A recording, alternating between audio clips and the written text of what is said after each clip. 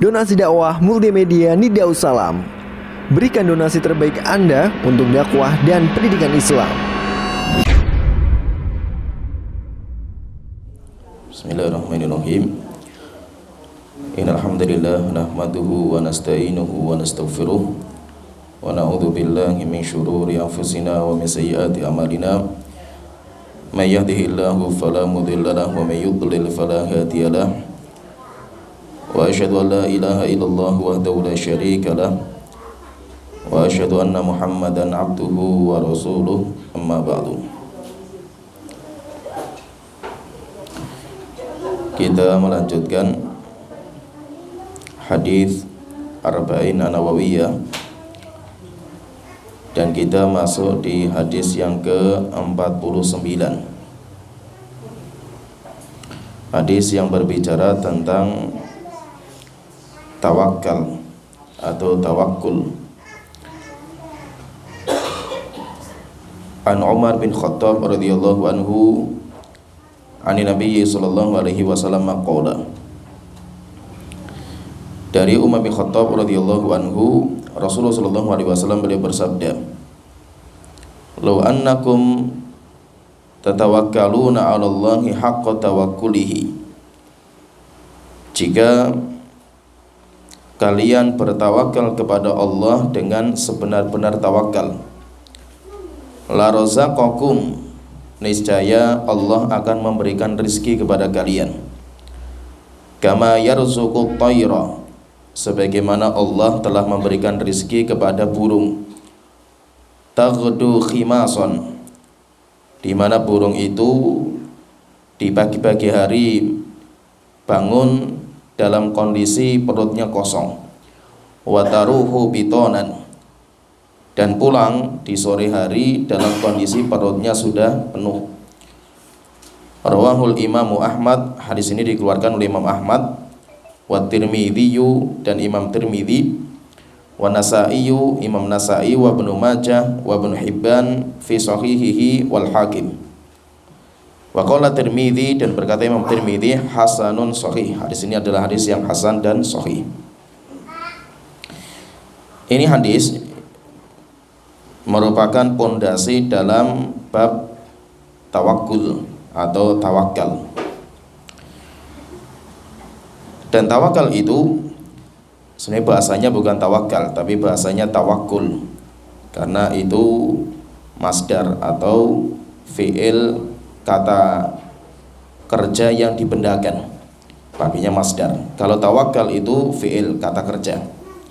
Tawakkala ya tawakkalu tawakkulan. Jadi tawakkul itu aslinya seperti itu. Tapi di kita masyhur namanya itu tawakal. Tawakal akhirnya sering kita pakai dengan kalimat tawakal, aslinya tawakkul. Jadi tawakal itu apa? Tawakal itu kata para ulama, sidqu i'timadil qalbi 'ala Allah fi jalbil manafi wa daf'il madar ma'al akhdhi bil asbab. Jadi tawakal itu apa? Tawakal itu sidqu i'timadil qalbi 'ala Allah, benarnya hati ketika bergantung totalitas kepada Allah Ta'ala. Jadi hati itu totalitas bergantung hanya kepada Allah Ta'ala.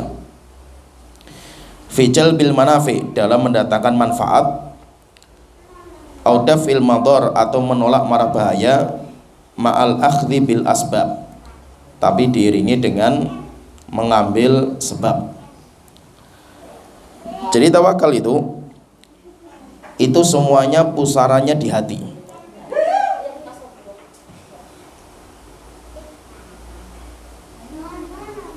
Nah, jadi tawakal itu semuanya sumbernya di hati. Ketika hati itu dia bergantung hanya kepada Allah Ta'ala, maka itu yang dinamakan dengan tawakal. Jadi sumbernya itu di hati, sehingga tawakal itu nggak kelihatan. Tawakal itu tidak kelihatan. Tawakal itu nggak kelihatan dengan zahir. Belum tentu orang-orang yang dia itu tidak mau kerja atau tidak mau usaha dengan anggapan karena saya itu sedang tawakal kepada Allah Ta'ala. Belum tentu dia itu tawakal. Demikian juga belum tentu orang yang kerja pagi malam, demikian juga orang yang berusaha, belum tentu dia itu nggak tawakal juga. Jadi tawakal itu apa? Tawakal itu standarnya hati. Jadi standarnya itu hati. Bagaimana kondisi hati kita? Kita bergantung kepada siapa? Itu namanya tawakal. Kalau kita itu bergantung kepada Allah Ta'ala, walaupun kita itu juga berusaha dengan kemampuan kita, maka itu dinamakan dengan tawakal. Sehingga tawakal itu kata para ulama, sidqu i'timadil qalbi 'ala Allah. Benarnya bergantungnya hati kepada Allah Ta'ala, yaitu hati itu bergantung secara benar kepada Allah Ta'ala dalam mendatangkan manfaat. Entah itu mendatangkan manfaat itu seperti kita dapat rezeki, kita dapat anak, atau untuk menolak mara bahaya seperti penyakit atau musibah alam. Tetapi tetap kita katakan ma'al akhdhi bil asbab, dibarengi dengan mengambil sebab-sebabnya. Jadi itu namanya tawakal. Dan tawakal ini ketika dia itu bisa menyerahkan semua urusan hatinya kepada Allah Ta'ala. Jadi semua urusan hati dia serahkan kepada Allah Ta'ala, walaupun dia itu tetap mengambil sebab. Dia itu tetap mengambil sebab. Dan sebab itu, jadi kata para ulama, jadi sebab itu apa sih sebab itu? Sebab itu perantara. Jadi kita misalkan, kita meyakini bahwa rizki itu milik Allah Ta'ala. Kita meyakini bahwa rizki itu milik Allah Ta'ala. Tetapi Allah ketika memberikan rizki kepada kita itu ada sebabnya. Sebabnya apa? Misalkan kita kerja di pabrik, sebabnya karena kita bisnis, sebabnya karena kita itu jadi pegawai PNS atau yang lainnya. Itu hanya sekedar sebab. Jangan sampai kita itu menganggap bahwa bisnis itulah yang memberikan rizki kepada saya. Bukan. Bisnis itu hanya sebab, perantara. Allah itu memberikan rizki kepada kita, tapi kita meyakini bahwa rizki itu milik Allah Ta'ala. Contoh lagi misalkan kesembuhan. Kita sembuh penyakit kita, kita meyakini bahwasanya penyembuhan penyakit itu milik Allah Ta'ala. Allah yang menyembuhkan, Allah yang menciptakan penyembuhan itu Allah Ta'ala. Fa idza maritu fa huwa yashfin. Nabi Ibrahim mengatakan kalau saya sakit, Allah yang mengobati. Sedangkan kita itu pergi ke dokter, kita itu pergi ke apotek beli obat. Dokter dan apotek itu hanya sebab. Sebab sarana Allah itu mendatangkan pengobatan kepada kita. Nah, jadi seperti itu. Jadi sebab itu apa? Sebab itu perantara, atau kita namakan ikhtiar kita lah. Jadi sebab itu kayak ikhtiar kita. Kita berusaha, kemudian kita berjuang, kemudian kita itu ya semaksimal mungkin dalam beraktivitas. Itu semuanya namanya sebab. Itu namanya sebab. Maka seorang muslim itu tidak boleh bergantung kepada sebab. Tidak boleh hatinya itu bergantung kepada sebab. Tetapi dia itu hendaknya hatinya itu bergantung kepada zat yang menciptakan sebab. Bergantung kepada zat yang telah menciptakan sebab. Ketika kita itu bisa bergantung kepada zat yang menciptakan sebab, maka itulah yang dinamakan dengan tawakal. Jadi tawakal itu apa? Bergantungnya hati kepada zat yang menciptakan sebab, walaupun tetap kita menjalankan sebabnya.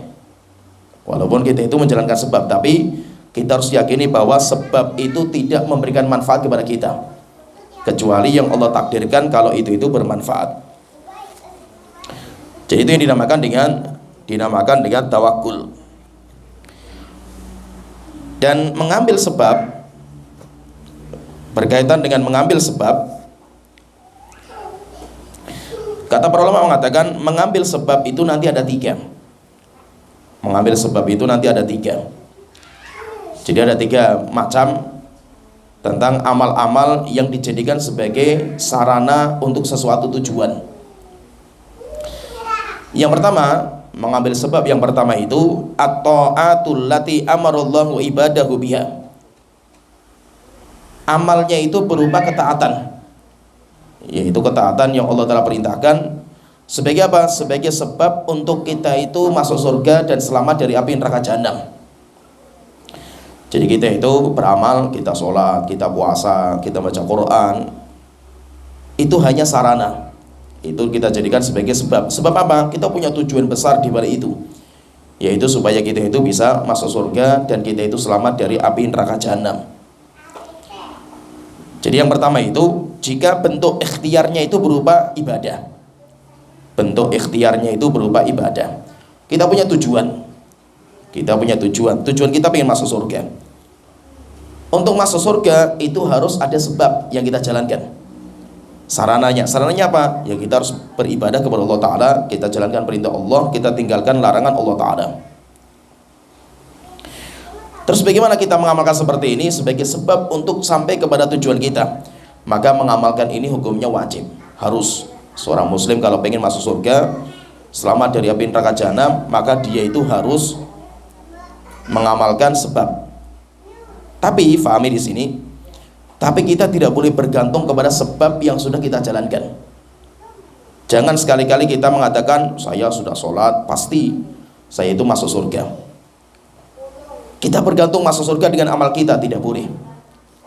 Kita hanya katakan sholat saya itu hanya sarana saya masuk surga. Terus siapa yang memasukkan saya ke surga? Allah yang menciptakan sarana itu. Sehingga kita yakini bahwa kita nggak akan masuk surga dengan amal itu saja. Yaitu amal itu tidak akan masukkan kita ke surga sampai Allah itu menjadikan sarana itu bisa memasukkan kita ke surga. Akhirnya nanti ketika Allah itu menjadikan sarana itu bisa memasukkan kita ke surga, akhirnya baru amal kita nanti akan diterima sama Allah Ta'ala. Jadi fahami Mas Edi, ini harus kita fahami dan ini penting sekali. Jadi gini, kita kan punya tujuan. Tujuan kita itu apa? Pengen masuk surga dan kita selamat dari api neraka jahanam. Maka di antara cara supaya kita itu bisa masuk surga, selamat dari api neraka jahanam, maka kita itu ibadah. Kita itu ibadah. Kenapa? Karena Allah menjadikan ibadah sebagai sebab kita masuk surga, selamat dari api neraka jahanam. Jadi kita ibadah itu Allah jadikan sebagai sebab. Jadi ibadah itu sebab yang Allah Ta'ala jadikan sebagai sebab untuk kita itu masuk surga. Kalau Allah itu, dimana kita itu bergantungnya kepada Allah, jangan kita bergantung pada sebab. Jangan sampai kita bergantung pada sholat kita, puasa kita, baca Quran kita untuk masuk surga. Bukan. Itu hanya sebab saja itu. Kalau Allah itu menerima, Allah itu mengabulkan, dan Allah memberikan hidayah kepada kita, maka Allah akan menjadikan sebab itu bisa menyampaikan kepada tujuan kita. Kalau Allah itu mengabulkan, maka Allah akan menjadikan sebab itu akan sampai kepada tujuan kita. Yaitu maksudnya apa? Kalau Allah itu mengabulkan, maka Allah akan jadikan amal itu diterima sama Allah Ta'ala. Sehingga apa? Allah nanti akan mudahkan kita untuk ikhlas. Kita nanti akan dimudahkan oleh Allah untuk bisa khusyuk dalam ibadah. Kita nanti akan dimudahkan oleh Allah Ta'ala untuk bisa mengamalkan amal sesuai dengan contohnya Rasulullah, sunnahnya Rasulullah. Itu kenapa? Karena Allah itu menjadikan sebab itu sebagai sarana untuk sampai kepada tujuan kita. Tapi fahami di sini, belum tentu amal kita itu bisa sampai kepada tujuan, yaitu bisa menyampaikan kepada tujuan kita, belum tentu. Makanya kenapa kita itu nggak boleh bergantung kepada sebab? Karena kita itu hanya bergantung kepada Allah Ta'ala. Jadi jangan sampai kita itu bergantung kepada sebab, kita bergantung hanya kepada Allah Ta'ala. Jadi yang pertama, al-akhdhi bil asbab, kita mengambil sebab itu. Yang pertama, kalau tujuan kita itu pengen masuk surga, kita pengen selamat dari api neraka jahanam, maka sebab yang harus kita jalankan apa? Ketaatan. Kita menjalankan ketaatan yang Allah telah perintahkan, kita jalankan yang Allah larang, kita tinggalkan. Dan itu harus. Tapi jangan sampai kita itu beranggapan sholat kita, puasa kita yang sudah kita kerjakan pasti akan menyampaikan kita ke surga. Jangan. Oleh itu kita harus yakini bahwa yang menyampaikan kita ke surga itu Allah Ta'ala, bukan amal kita. Bukan amal kita, karena belum tentu amal kita diterima sama Allah Ta'ala. Kemudian yang kedua yaitu amal-amal yang kita kerjakan untuk mencapai tujuan, yaitu amal-amal dunia yang harus dikerjakan sebabnya. Amal-amal dunia yang mengerjakannya itu sesuatu yang keharusan, maka itu hukumnya wajib juga. Harus, kalau Anda itu hidup di dunia harus seperti itu. Contohnya misalkan kalau kita lapar, kita makan. Makan itu adalah sebab untuk sampai ke tujuan kita, yaitu supaya kita nggak lapar. Kalau kita haus, maka kita harus minum. Kalau kita itu sebagai seorang manusia, maka kita harus tidur supaya badan kita itu sehat. Kita itu harus berteduh supaya kita itu tidak rusak jasad kita. Seperti ini apa hukumnya? Hukumnya wajib. Jika seandainya kita itu tawakal kepada Allah dengan cara tidak menjalankan ini, kita bergantung kepada Allah. Kalau Allah nanti ngasih ke saya makanan, ya nanti langsung Allah berikan kepada diri saya. Nggak usah kita makan, nggak usah kita minum. Sampai akhirnya benar-benar rusak jasadnya, maka orang itu berdosa, karena dia itu telah bunuh diri kalau seperti ini. Jadi itu hukumnya wajib. Jadi perkara dunia yang harus dijalankan, tidak ada pilihan, yaitu sebuah tujuan yang tidak ada pilihan kecuali hanya itu saja. Kecuali hanya itu saja, maka itu juga hukumnya wajib untuk dijalankan. Kemudian yang ketiga, urusan dunia di mana kita itu ada pilihan. Urusan dunia di mana kita itu ada pilihan antara menjalankan sebab atau tidak. Ada pilihan, boleh kita itu memilih. Kalau tadi kan nggak ada pilihan, antum lapar nggak ada pilihan kecuali harus makan. Anda minum tidak ada pilihan kecuali ya kalau haus minum. Jika sampai tidak ada pilihan makanan untuk kita makan supaya kita nggak mati kecuali dengan kita itu makan yang haram, terkadang makanan yang haram pun sampai dibolehkan karena nggak ada pilihan, karena tidak ada pilihan. Kemudian kalau yang kedua ini sesuatu masalah dunia di mana itu ada pilihan antara kita menjalankan sebabnya atau tidak. Seperti misalkan berobat. Contohnya seperti berobat. Apakah berobat itu sesuatu yang harus di mana tidak ada pilihan? Ya, masih ada pilihan. Pilihannya apa? Pilihannya kita sabar, atau pilihannya kita berobat supaya cepat sembuh penyakit kita. Berarti kalau kita sakit, pertanyaan di sini, kalau kita sakit, mana yang lebih utama antara kita itu berobat supaya kita cepat sembuh atau kita itu sabar karena kita tawakal hanya kepada Allah Ta'ala? Maka di sini dalam masalah berobat itu terjadi khilaf di antara para ulama. Terjadi khilaf, yaitu khilafnya itu kalau dia itu bisa sabar. Jadi pilihannya kalau dia itu bisa sabar, orang itu bisa sabar. Terus apa yang baik bagi dia? Apakah dia berobat atau sabar? Orang itu bisa sabar, kecuali kalau kata para ulama mengatakan kalau orang itu nggak bisa sabar. Kalau dia tidak berobat, bahaya, karena dia itu nggak bisa sabar, malah mungkin bisa jatuh pada perkara dosa dan maksiat kalau dia itu tidak sabar. Ini pilihannya kalau dia itu orang sabar, dia itu orang yang insya Allah masih bisa menahan. Cuma yang pertanyaan di sini, mana yang terbaik bagi dia? Apakah dia itu berobat atau dia itu sabar? Maka di situ para ulama berbeda pendapat. Ada dua pendapat yang paling masyhur. Ada dua pendapat yang paling masyhur. Pendapat yang pertama, mereka mengatakan sabar lebih mulia daripada berobat. Kalau dia mampu, kalau dia itu masih mampu, dalam kondisi dia itu insya Allah masih bisa sabar lah. Kalau dia itu masih mampu, dia itu, maka yang terbaik sabar. Yang terbaik sabar. Ini pendapat yang pertama. Kenapa kata mereka? Mereka berdalil dengan hadis Rasulullah SAW tentang 70.000 dari umatnya Rasulullah yang masuk surga tanpa hisab, tanpa azab. Sifatnya mereka itu humul ladzina la yastarqun. Mereka itu orang yang tidak minta ruqyah. Minta ruqyah itu kan salah satu cara berobat. Wala humul ladzina la yastarqun wala yaktawun, tidak mengobati dengan penyakit kai. Obatnya itu dengan penyakit mereka dengan sistem kai, dicas pakai besi panas. Wala yatatoyarun, dan tidak pernah menganggap sial. Wa ala rabbihim yatawakkalun, dan mereka bergantung hanya kepada Allah Ta'ala, tawakal hanya kepada Allah. Nah mereka ini apa? Tawakal dengan cara mereka itu meninggalkan berobat. Mereka tidak mengobati dengan penyakit gaib, mereka juga tidak minta ruqyah. Demikian juga apa? Semua pengobatan ditinggalkan. Kenapa? Karena mereka masih mampu untuk tawakal. Maka pendapat yang pertama para ulama, yang terbaik sabar. Yang terbaik sabar. Tapi sebagian para ulama mengatakan tidak. Bagi siapa yang mampu untuk sabar, yang terbaik bagi dia adalah berobat. Yang terbaik bagi dia itu untuk berobat. Berobat lebih mulia daripada dia itu sabar. Kenapa seperti itu? Karena itu yang dijalankan sama Rasulullah SAW. Kata mereka, karena itu yang dijalankan sama Rasulullah.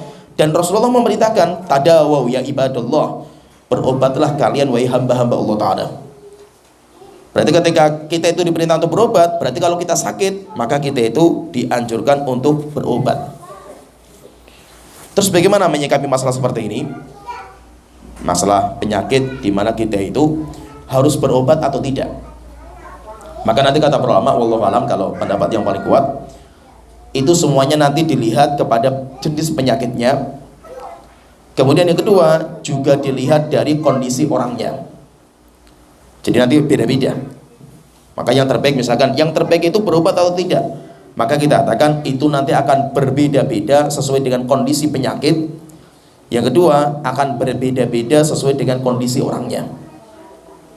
Pertama, kalau penyakitnya itu tidak membahayakan diri, kecuali kalau penyakit itu bahaya kalau nggak diobati. Orang seperti ini, kalau misalkan penyakitnya itu berbahaya, maka wajib untuk berobat, nggak ada pilihan. Siapa yang tidak berobat sampai akhirnya fatal nanti akibatnya, maka orang itu berdosa.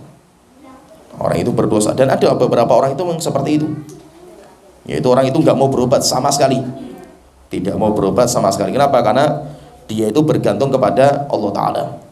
Kalau sampai fatal, bahaya, maka orang itu berdosa. Karena tidak boleh kita itu membinasakan diri kita. Wala tulqu bi'aidikum ila tahlukah. Jangan kalian itu binasakan diri kalian. Puasa saja yang wajib, jika itu mencelakakan dirinya, maka hukumnya haram. Puasa saja jadi haram gitu. Puasa yang wajib saja jadi haram. Gara-gara apa? Kalau dia nekat puasa, fatal bagi kesehatan, maka hukumnya haram. Kalau yang wajib saja jadi haram karena fatal bagi kesehatan, apalagi yang sifatnya itu seperti yaitu kita itu masalah makan dan minum gitu, atau masalah berobat. Ini kondisi yang pertama. Kemudian yang kedua, kalau penyakitnya itu nggak bahaya, ini penyakit nggak bahaya, pusing, meriang, dimana penyakit itu nggak bahaya itu, maka kalau seperti ini nanti dilihat orangnya. Kemungkinan dia itu bisa sabar nggak gitu. Kalau dia itu kemudian bisa sabar, maka yang terbaik sabar. Jadi nanti dilihat juga itu, yaitu dilihat orangnya itu yang terbaik apa gitu. Kalau ada orang itu nggak bisa sabaran, kalau sakit sedikit dia itu grundel, dia itu banyak ngeluh, dia itu dan yang lainnya lah itu, maka yang terbaik dia itu berobat daripada apa? Dia banyak dosa dan maksiat, malah dia nanti suudon sama Allah Ta'ala dan yang lainnya. Maka yang terbaik bagi dia itu untuk berobat. Demikian juga kalau seandainya enggak, kita sabar. Kalau kita sabar, maka nanti dilihat juga, saya sakit saya nggak parah, cuma pusing atau cuma meriang atau cuma pegel, dan saya insya Allah bisa sabar. Saya bukan orang yang sedikit-sedikit cengeng, nangis, sedikit-sedikit ngeluh masalah penyakit itu. Terus bagaimana dengan saya? Apakah saya berobat atau tidak? Nanti dilihat lagi. Jika memang sehatnya saya lebih bermanfaat daripada sakitnya saya, maka yang terbaik bagi dia itu sehat. Bisa dipahami ya, paham ya ini? Jadi kondisi yang pertama, jadi kondisinya saya sakit saya nggak berbahaya, kecuali kalau sakitnya bahaya, nggak ada pilihan kecuali kita berobat. Sampai kita biarkan kemudian fatal, maka kita berdosa, karena kita kayak bunuh diri kalau seperti ini. Jadi kita sakit, misalnya sakit fatal parah, maka harus berobat. Tapi kalau sakit saya itu nggak parah, kita cuma pas pusing dan nggak parah. Kemudian kedua, saya itu orangnya bisa sabar lah, insya Allah saya itu bisa menahan penyakit saya. Kecuali kalau orangnya nggak bisa sabar, sedikit-sedikit ngeluh, kemudian malah kesana cerita dan yang lainnya, malah akhirnya malah banyak dosa dan maksiat dia itu. Nah kalau seperti ini yang terbaik dia berobat. Tapi kalau dia bisa sabar, penyakitnya nggak parah, kemudian yang kedua dia bisa sabar, apa yang terbaik? maka terkadang dilihat manfaatnya. Antara dia sabar dengan ada penyakitnya, dengan dia itu berobat, sehat dan sakitnya itu manfaatnya lebih banyak mana gitu loh. Contohnya misalkan, kalau saya nggak punya kegiatan, saya juga alhamdulillah hari ini nggak kerja untuk cari nafkah, enggak, demikian juga nggak ada kegiatan saya itu, cuma di rumah, ini liburan gitu, yaitu hari libur di mana saya nggak ada kegiatan, saya di rumah.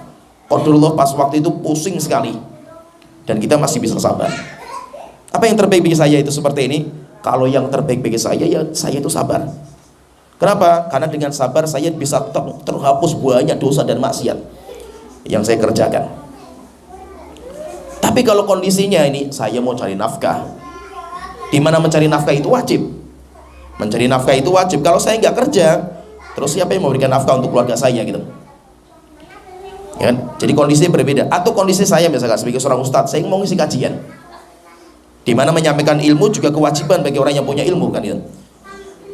Sehingga kondisinya berbeda, Nah itu ketika kondisi mengharuskan seperti ini, atau saya mau safar yang penting sekali, atau yang lainnya lah itu, atau kita banyak kesibukan, banyak kegiatan yang harus kita jalankan, tapi kondisi kita sedang pusing lah kita itu, pusingnya sangat pusing gitu, dan itu mengganggu aktivitas kita itu, maka yang terbaik bagi kita untuk cari obat.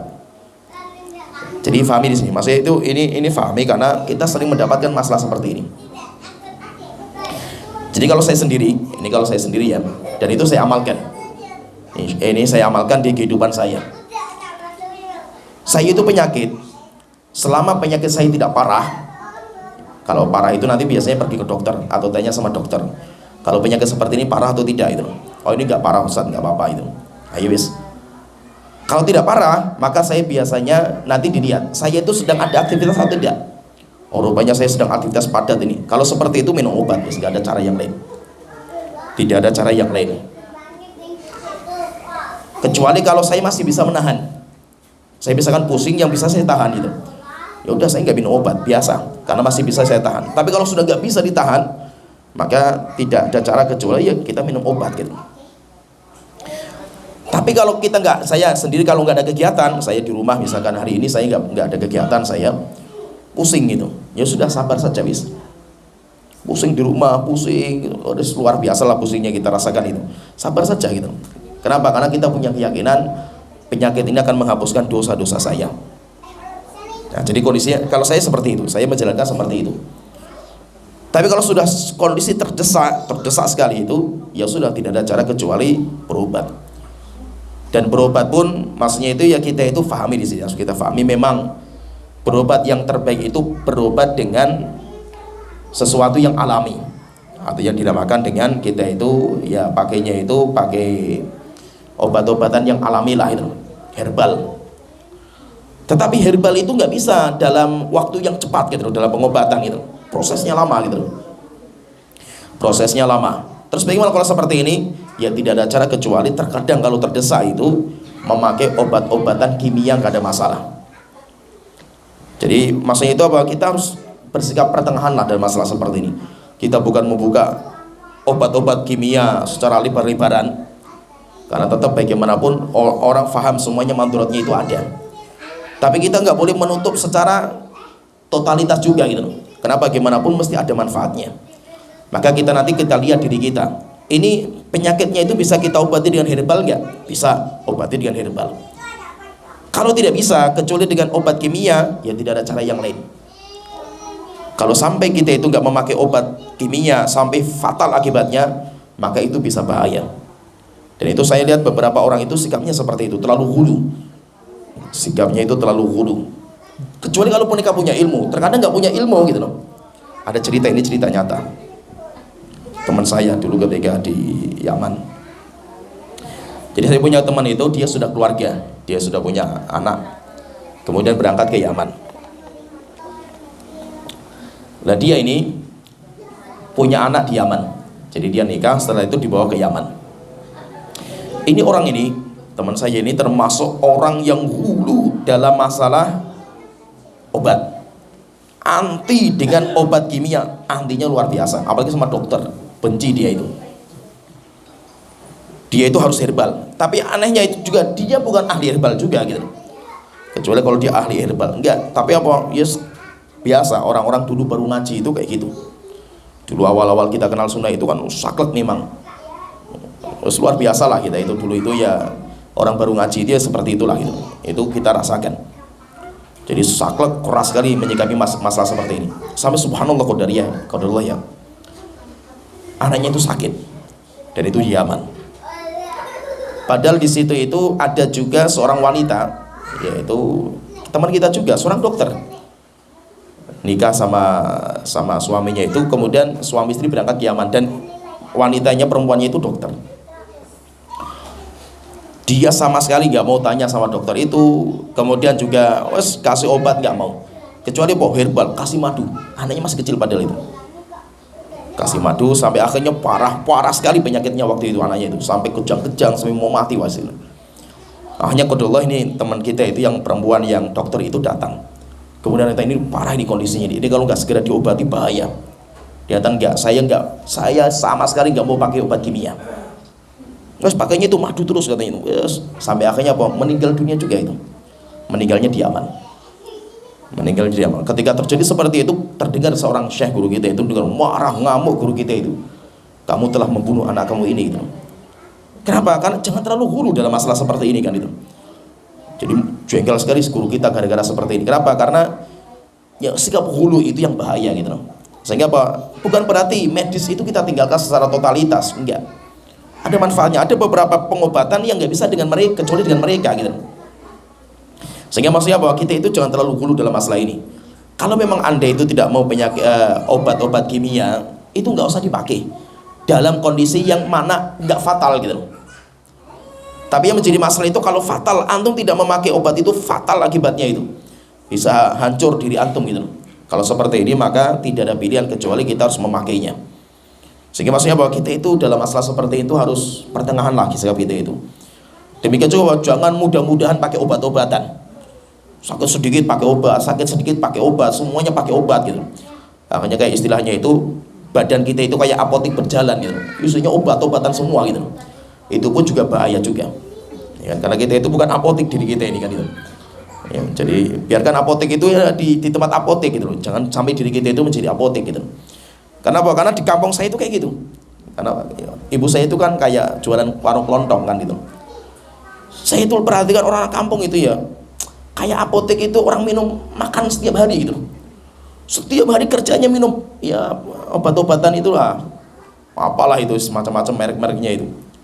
Sampai akhirnya itu jadi kayak istilahnya itu apa ya? Kecanduan itu. Saya kalau nggak minum itu kok rasa badannya itu nggak enak gitu. Aneh apa setiap hari bayangan, masya Allah setiap hari minumnya itu. Padahal itu termasuk obat yang lumayan keras juga kan itu. Tapi setiap hari itu, masya Allah saya lihat itu. Yang namanya jadi itu dibikin untuk obat mengobati nyeri kepala atau sakit dan yang lain. Enggak, dia nggak sakit sama sekali itu. Minum itu juga nggak kayak jadi kayak kebutuhan gitu loh mas. Dan itu nyata itu. Saya lihat keluarga saya pun seperti itu gitu. Sedikit-sedikit minum obat, sedikit minum obat, kayak minum obat itu kayak nutrisi gitu loh, masya Allah itu. Dan itu juga bahaya juga, fatal juga gitu. Sehingga sering saya dapatkan di kampung saya itu orang meninggal dunia itu mesti ginjal, masalah ginjalnya itu. Walau urusannya apa, saya nggak tahu itu karena saya bukan ahli dalam masalah ini. Tapi ya itu pun juga diingatkan, masa itu terlalu bermudah-mudahan dalam masalah seperti ini. Yang terbaik ya pakai herbal. Kalau itu rutin, kalau kita bisa merutinkan bagus. Tapi dalam kondisi terdesak sudah nggak ada cara ini misalkan. Saya pernah ini kayak gini. Jadi terkadang sering saya itu kalau ngisi daurah, apalagi dulu ketika saya masih muda itu, terkadang kayak robot kita ini. Jadi saya itu kalau dulu masih semangat ya 45 lah itu. Itu kayak robot kita ini. Jadi saya dari sini, dari Pekalongan misalkan ya, ke Semarang naik pesawat sampai ke tujuan sore langsung isi kajian. Belum makan, belum minum, belum langsung datang isi kajian. Selesai kajian langsung pindah ke tempat yang lain, langsung luar biasa kayak robot seperti itu. Luar biasa gitu itu. Waktu itu. Pernah suatu ketika ya saya itu saking padatnya kegiatan, capeknya luar biasa lah itu. ngisi kajian subuh, bangun subuh itu rasanya kepala mau pecah waktu itu. Nggak ada cara ini sudah nggak bisa dipertahankan, nggak bisa itu. Akhirnya ya wes obat wes itu. Nggak ada cara selain itu. Sampai pernah ini saking wes padat sekali lah kegiatan itu waktu itu. Saya pulang, rupanya pulangnya jadi sudah acara padat. Jauh lagi itu, tempatnya jauh di Gunung Kerinci itu waktu itu saya ngisi di sana itu. Wah jalannya wes ngeri sekali wes pokoknya itu. Sampai akhirnya ke sana gitu. Setelah itu sampai di sana, acara padatnya luar biasa itu. Sampai akhirnya kita itu pindah-pindah kota ini, pindah kota ini. Tidurnya di mana ya di mobil kita tidurnya itu. Padahal saya itu orang paling nggak bisa tidur. Saya itu orangnya paling susah tidur saya itu. Nggak bisa. Saya tidur kendaraan itu hampir nggak bisa gitu. Akhirnya selesai ngisi daurah itu sampai setelah itu makan, ngobrol jam 11 malam. Langsung harus berangkat ke Padang. Coba kan itu dari sana berangkat ke Padang pesawat jam 7 pagi. Ngebut jualannya muter-muter jalannya itu. Saya dikasih selimut suruh tidur Ustaz. Antum gak usah lihat jalan. Kita pokoknya ini kayak Superman terbang pokoknya ini jalannya itu. Nah, saya nggak bisa tidur kan, saya itu orangnya bisa tidur di kendaraan saya itu susah untuk tidur itu. Subhanallah itu saya nggak bisa tidur sampai bandara ngebut, sampai sana sudah terlambat, lari pokoknya masuk bandara lari itu. Sampai ke Jakarta muntah-muntah saya itu, luar biasa itu waktu itu. Akhirnya dari Jakarta langsung ke Semarang sudah nggak bisa gerak, saya sudah nggak bisa apa-apa itu. Akhirnya teman tak suruh jemput, mau ke Pakalong terlalu jauh, akhirnya mampir Salatiga. Jadi terkadang aktivitas yang padat seperti ini nggak bisa terkadang ketika kondisi tertentu, kecuali kita harus minum pil-pil seperti ini. Maksudnya itu saya pengen saya sampaikan itu, kita itu nggak usah terlalu hulu lah dalam masalah seperti ini, itu nggak usah terlalu ekstrim dalam masalah bersikap, masalah obat. Kita nggak membuka pintu lebar-lebar dalam masalah obat kimia, demikian juga tidak terlalu hulu sampai akhirnya tidak mau berobat dengan obat kimia. Kita katakan jika memang penyakit ringan, antum masih bisa sabar dan dokter mengatakan nggak bahaya penyakit ini, maka yang terbaik, apalagi antum nggak punya aktivitas juga itu di rumah, ngapain antum itu harus minum pil kan itu. Antum bisa santai duduk, apalagi kerjaan antum cuma ngawasi dok gitu. Kita bukan sebagai orang di lapangan gitu, tapi kita di kantor dan kita masih ya bekerja walaupun sambil ya nahan sakit perih gitu. Kenapa harus minum obat gitu dalam kondisi seperti ini kan itu? Maksudnya antum bisa sabar, bisa dan gak bahaya kan itu. Sehingga maksudnya bahwa kita harus biasakan terkadang itu hidup sakit. Kita itu harus biasakan, dan terkadang itu sakit itu lezat. Lezat ketika apa? Ketika kita itu tahu manfaat penyakit yang kita rasakan itu manfaatnya apa gitu. Sehingga jangan sedikit-sedikit obat, jangan gitu.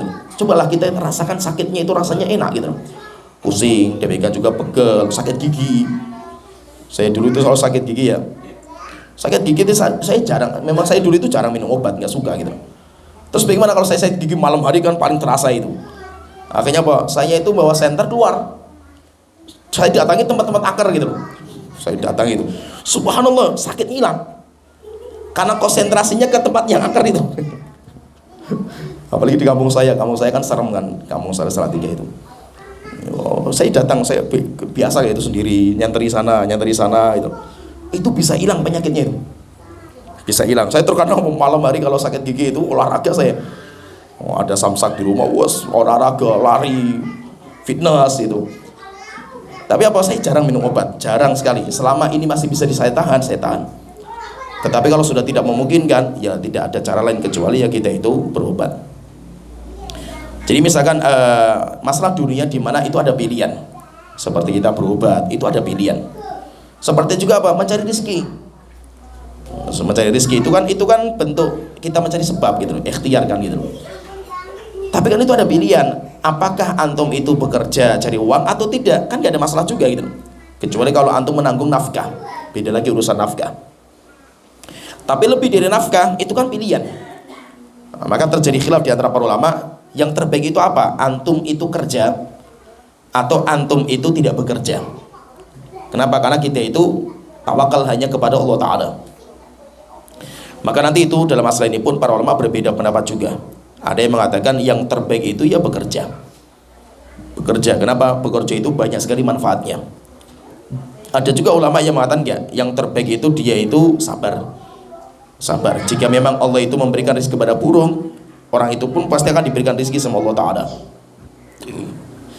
Jadi intinya gini, sesuatu yang itu pilihan, maka para ulama itu berbeda pendapat. Yang terbaik yang paling banyak maslahatnya, yang terbaik yang paling banyak maslahatnya. Tapi kalau kita nggak berikhtiar, malah kita itu akan menjerumuskan kepada masalah-masalah yang lain yang haram, maka hukumnya tidak dibolehkan. Contohnya gini, orang nggak kerja. Ada beberapa teman-teman kita ini kan terkadang nggak bekerja, apalagi yang jamaah-jamaah yang sibuk dakwah, kemudian dia itu nggak kerja kalau sibuk dakwah, kayak istilahnya mereka itu. Tapi akhirnya apa? Ngemis-ngemis, minta-minta sama orang. Kalau seperti apa? Berarti apa? Dia malah jatuh kepada sesuatu yang diharamkan gitu. Saya juga pernah ketemu sama mereka itu, orang-orang itu, ketemu di sebuah masjid. Ya jamaah-jamaah seperti itulah itu. Kemudian akhirnya ngobrol. Ya biasa mereka itu kan so akrab. Sama siapa saja kan akrab mereka itu. Ketemu di mana saja akrab gitu. Saya sholat, akrab sama saya, ngobrol kayak orang akrab itu, masya Allah itu. Makanya kan nyambung setelah ngobrol. Kenapa? Saya salah tiga, dia juga dari salah tiga itu. Lama akhirnya saya terpancing-pancing. Kenapa kok nggak kerja ini? Kan ini kan hari-hari aktif. Enggak, saya dakwah kepada Allah Taala, tawakal hanya kepada Allah Taala. Insya Allah kalau kita tawakal kepada Allah Taala, Allah akan ngasih rezeki kepada kita itu. Luar biasa kan itu. Selesai ngobrol, setelah itu saya mau pergi kan, pamit kan. Akhirnya dia ngomong, Mas punya duit nggak itu? Nah kenapa itu? Saya belum makan ini. Tapi nah antum nih, kenapa nggak kerja gitu loh? Katanya tawakal kepada Allah Ta'ala, kok minta-minta seperti ini kan itu loh. Yo saya juga butuh makan juga kan itu. Masya Allah kan itu. Sehingga apa? Dia tidak mau dia itu nggak mau mencari sebab dengan niatan karena tawakal. Akhirnya malah jerumuskan dosa dan maksiat kan, ngemis-ngemis, minta-minta, bergantung sama orang, ngeluh sama orang. Maka seperti ini malah hukumnya tidak dibolehkan. Oleh karena itu Umar bin Khattab itu, kata Muawiyah bin Qurrah, dia mengatakan, laqiya Umar bin Khattab. Umar bin Khattab pernah berjumpa nasan min ahli Yaman, rombongan haji dari Yaman. Orang-orang haji ini, yaitu orang-orang Yaman itu, mereka haji dan mereka itu nggak bawa bekal sama sekali. Jadi kayak istilahnya itu bondo nekat, misalnya mereka haji nggak bawa apa-apa, bekal nggak ada, semuanya nggak ada itu. Akhirnya Umar bin Khattab tanya sama mereka, man antum? Kan itu siapa-siapa ini kok orang-orang safar seperti ini nggak bawa apa-apa gitu. Maka mereka mengatakan, nahnul mutawakilun. Ya Umar, kami itu orang-orang yang ahli tawakul. Ahli tawakal, kita itu hanya bergantung kepada Allah Ta'ala. Apa kata Umar mengatakan, bal antum muta'akilun. Kalian itu bukan mutawakil, orang yang tawakal, bukan. Tapi kalian itu apa? Muta'akil, akala, yaitu apa? Orang yang sukanya minta-minta makan sama orang lain gitu, merepotkan manusia yang lainnya kalian itu. Coba kalian kalau seperti ini, kalian kemudian miskin, kalian nggak bisa makan itu, kan mau pergi kemana itu? Mesti akan minta sama orang, kalian repotkan orang saja, orang seperti ini kan itu. Innamal mutawakkil alladzi yulqi hubbahu fil ardi. Siapa sih orang yang tawakal itu? Maka Umar bin Khattab mengatakan, tawakal itu orang yang membuang cinta hatinya kepada dunia. Itu namanya orang yang tawakal. Wa yatawakkal 'ala Allah azza wajal. Dia buang rasa cintanya kepada dunia, tetapi dia itu mencari sebab dan dia itu bergantung hanya kepada Allah Ta'ala urusan dunianya. Ini baru dinamakan orang-orang seperti ini, namanya orang-orang yang tawakal hanya kepada Allah Ta'ala. Nah, jadi intinya kalau kita pahami di sini intinya dalam masalah kita itu mencari sebab. Jadi mencari sebab itu termasuk bagian dari tawakal. Jadi tawakal itu bukan berarti kita itu hanya bergantung kepada Allah Ta'ala. Kita cuma duduk di masjid, sholat, berdoa, tiba-tiba kita pengen jadi orang kaya, kita pengen jadi orang yang sukses, nggak bisa, kecuali kita itu ikhtiar. Tapi apakah kita itu harus ikhtiar? Maka nanti dibagi tadi. Kalau urusan akhirat kita harus ikhtiar, yaitu kita ibadah. Kalau urusan dunia yang tidak ada pilihan yang lain, maka harus kita jalankan. Kalau kita lapar, yuk kita harus makan. Kalau kita haus, kita harus minum. Nggak ada pilihan. Kemudian ketiga, kalau ada pilihan antara kita itu tawakal atau tidak, antara kita ikhtiar atau tidak, maka nanti dilihat kondisinya masing-masing. Yang terbaik itu apa? Kita katakan yang terbaik, manusia terbaik itu adalah yang paling banyak memberikan manfaat. Jadi kita lihat di sini apa? Berarti kalau kita kaya dengan miskin, mana yang terbaik? Yang terbaik itu manfaatnya paling banyak yang mana gitu. Kalau Anda itu miskin dan Anda bisa sabar, ya luar biasa, bagus. Kemudian kalau antum itu kaya dan Anda bisa bersyukur, ya luar biasa kan itu. Sehingga apa? Yang penting bermanfaat. Yang penting itu bermanfaat. Jangan sampai kita itu gara-gara kita itu nggak mau kerja, tapi akhirnya malah kita itu merepotkan orang lain. Apalagi kerjaan, terkadang kita itu bisa beribadah dengan kerjaan kita kalau kita niatkan untuk mencari nafkah untuk keluarga kita, akhirnya menjadi ibadah. Sehingga maksudnya bahwa jangan sampai kesannya itu, karena ini kayak jadi obrolan orang-orang selain orang yang ngaji gitu loh. Jadi ibaratnya itu istilahnya kalau mereka itu orang yang ngaji itu merepotkan orang lain gitu. Dan itu banyak, orang seperti itu banyak. Dan memang prakteknya seperti itu. Prakteknya seperti itu. Sampai banyak orang tua itu yang mengeluh ketika anaknya ngaji. Kenapa banyak orang tua itu ngeluh? Karena kalau anaknya itu sudah jenggoten, cadaran, akhirnya apa? Di rumah terus nggak mau kerja gitu. Dan itu nyata, memang banyak kejadian seperti itu, banyak sekali. Akhirnya setelah itu apa muncul, aduh anak saya ngaji nih, akhirnya bong repotin saya saja nanti kan itu. Dan itu memang seperti itu, nyata. Apalagi terkadang teman-teman kita ini ya, kita sadarilah teman-teman kita semangat untuk beribadah itu luar biasa. Tapi terkadang apa? Kita nggak tahu diri kita itu siapa gitu. Antum mau mondok bagus, mondok itu luar biasa hebat. Tapi sekarang Anda sudah menikah, sudah punya anak, berbeda kondisinya dengan antum itu ketika masih bujang kan gitu. Sehingga apa? Jangan sampai apa? Gara-gara kita itu ingin belajar, akhirnya apa? Merepotkan orang lain gitu. Repot semuanya itu, mertua repot, orang tua repot, semuanya repot semua gitu. Gara-gara apa? Niat antum untuk mondok gitu.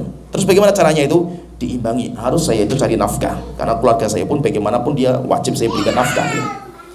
Tapi kan urusan nafkah itu kan beda-beda. Nafkah orang itu kan beda-beda. Nafkah itu kan gaya hidup, sedangkan nafkah itu kan bukan gaya hidup. Nafkah itu kewajiban yang harus kita tunaikan.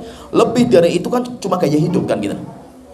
Kalau antum itu pengennya kayak orang kaya, ya totalitas harus kerja kan, nggak bisa dengan cara diimbangi dengan belajar. Tapi kalau antum itu bisa disambi, enggak, saya ingin belajar, cuma saya pengen juga memberikan nafkah. Nafkah yang wajib itu cuma sedikit, yang penting cukup. Dan istri bisa sabar, itu sudah luar biasa. Kalau bisa menggabungkan dua-duanya luar biasa.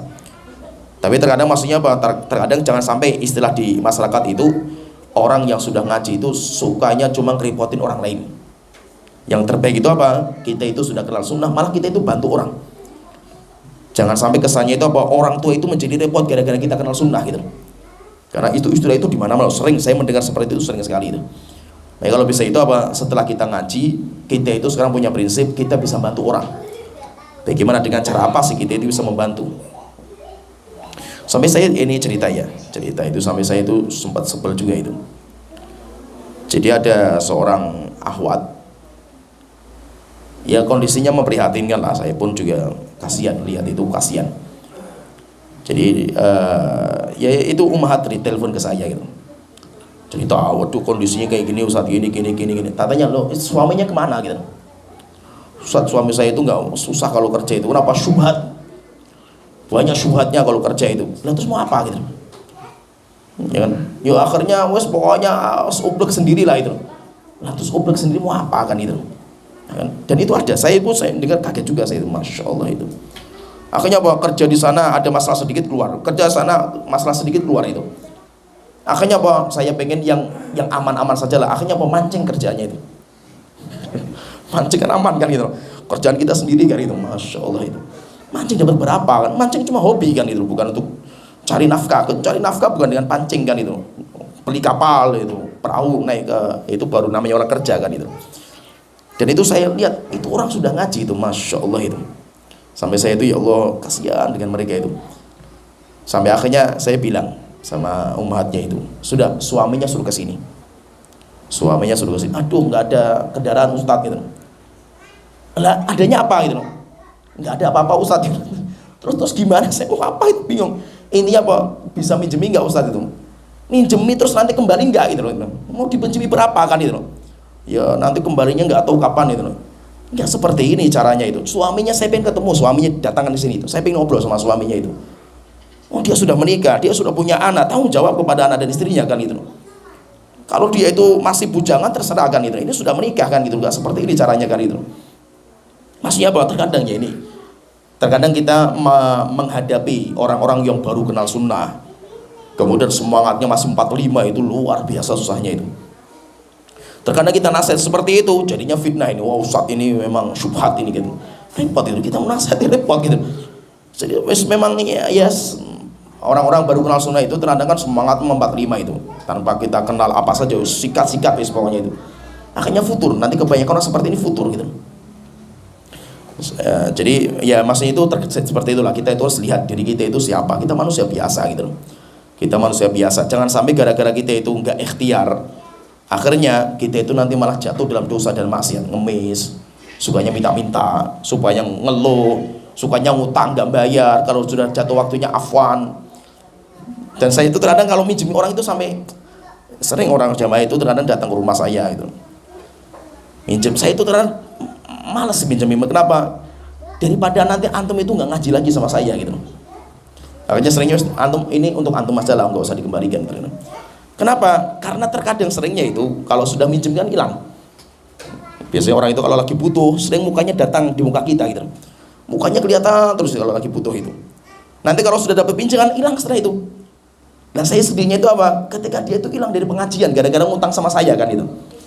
Dan itu saya lihat enggak cuma satu orang, dua orang, banyak sekali saya lihat kejadian seperti itu. Saya pengen nggak apa-apa, antum belum bisa bayar itu nggak ada masalah. Yang penting ngaji saja, nggak usah gara-gara itu antum ada sangkut pautan dengan masalah saya itu akhirnya nggak ngaji gitu. Dan itu saya lihat banyak beberapa orang itu kayak gitu itu. Hilang setelah itu mereka di kajian karena kasihan kan gitu. Nah, jadi maksudnya itu ya kalau bisa itu kita sebagai seorang apalagi laki-laki gitu itu harus ikhtiar gitu itu. Tapi jangan sampai apa? Terlalu kedonyan juga gitu loh. Urusannya duit, semuanya urusannya duit. Jangan juga seperti ini. Apalagi terkadang saya ya menghadapi orang-orang yang kan mau coba macam-macam lah orang itu. Semuanya akarnya dengan duit semua itu. Masya Allah itu. Padahal sudah ngaji lama gitu loh. Kemudian urusan hatta dakwah pun takarannya duit semua gitu. Jadi nah itu jadi masalah juga itu. Maka apa kita itu sikap pertengahan. Ada sesuatu yang harus kita duitkan, yaitu kerjaan kita. Ada sesuatu yang harus kita ibadahkan. Ada beberapa poin-poin ibadah yang itu lebih mahal daripada dunia dan seisinya. Sehingga apa kita itu pertengahan lah, kita dalam masalah ini pertengahan. Silakanlah kita itu kerja untuk mencari nafkah, tapi juga kita itu punya wakaf untuk ibadah kita kepada Allah Ta'ala. Jangan semuanya itu dinominalkan dengan uang, semuanya dinominalkan dengan uang. Tidak seharusnya seperti itu. Ya sampai sini pembahasan kita, mudah-mudahan bisa bermanfaat. Kita sudah di hadis 49, berarti tinggal satu hadis lagi, hadis yang terakhir, karena hadis yang disebutkan sama beliau itu cuma 50 hadis. Sampai sini wa akhiru dawana alhamdulillahirabbil alamin sallallahu alaihi Muhammad wa ala alihi washabihi ajmain.